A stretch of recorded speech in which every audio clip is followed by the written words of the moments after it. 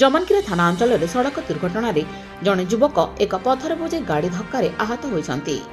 ତାଙ୍କୁ ପ୍ରଥମେ ଜମାନକିରା ମେଡିକାଲରେ ଭର୍ତ୍ତି କରାଯାଇଥିଲା। ପରେ ଅବସ୍ଥା ଠିକ୍ ନ ହେବାରୁ ତାଙ୍କୁ ସମ୍ବଲପୁର ଜିଲ୍ଲା ମୁଖ୍ୟ ଚିକିତ୍ସାଳୟରେ ଭର୍ତ୍ତି କରାଯାଇଛି।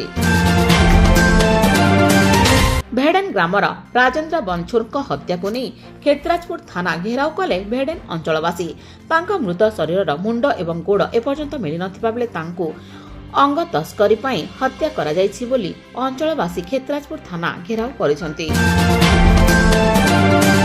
ହୀରାକୁଦରେ ଜଣେ ମହିଳାଙ୍କ ଶାସନ ବଲବସପୁର ଅଞ୍ଚଳରେ ହତ୍ୟା ଘଟଣାରେ ପରିବାର ଓ ଅଞ୍ଚଳବାସୀ ଥାନାର ଦ୍ୱାରସ୍ଥ ହୋଇଛନ୍ତି। କେହି ଜଣେ ଦୁର୍ବୃତ୍ତ ଶଶୀଙ୍କୁ ନିଆଁ ଲଗାଇ ଦେଇଥିଲା। ଏନେଇ ଅଭିଯୁକ୍ତଙ୍କୁ ଶୀଘ୍ର ଗିରଫ କରାଯାଉ ବୋଲି ପରିବାର ଲୋକେ ଶାସନ ଥାନାର ଦ୍ୱାରସ୍ଥ ହୋଇଛନ୍ତି।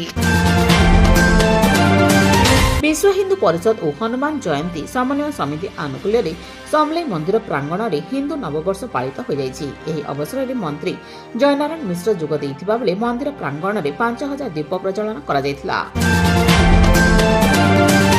ଇଦ୍ ପର୍ବ ପାଇଁ ଜିଲ୍ଲା ପ୍ରଶାସନ ଓ ପୋଲିସ ପ୍ରଶାସନ ସୁନାପାଲି, ଧନକୌଡ଼ା ଆଦି ବିଭିନ୍ନ ସ୍ଥାନ ସମୀକ୍ଷା କରିଛନ୍ତି। ତେବେ ଏଥିରେ ସମ୍ବଲପୁର ଜିଲ୍ଲାପାଳ, ଏସ୍ପି, ମହାନଗର ନିଗମ କମିଶନର ଓ ଅନ୍ୟ ପ୍ରଶାସନିକ ଅଧିକାରୀ ଉପସ୍ଥିତ ଥିଲେ। ସମ୍ବଲପୁର ଧନକୌଡ଼ାଠାରେ 2 ବାଇକ୍ ମୁହାଁମୁହିଁ ଧକ୍କାରେ ଜଣେ ଆହତ ଏବଂ ଜଣେ ଗୁରୁତର ହୋଇଛନ୍ତି।